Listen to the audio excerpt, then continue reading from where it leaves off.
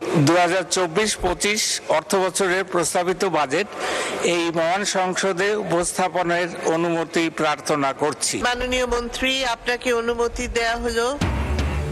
7,97,000 কোটি টাকার বাজেট ঘোষণা, ঘাটতি 2,56,000 কোটি।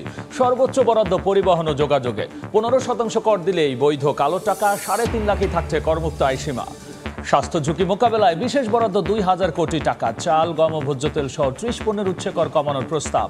বাড়ছে ইলেকট্রনিক্স পণ্য, পানি ও সিগারেটের দাম।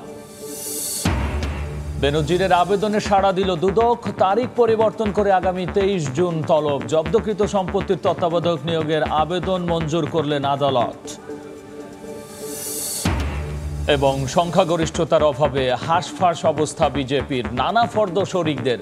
পানি সম্পাদক, গ্রামোন্নয়ন চান নীতিশ নাইডু। মোদির শপথে যোগ দিতে শনিবার ভারত যাচ্ছেন শেখ হাসিনা।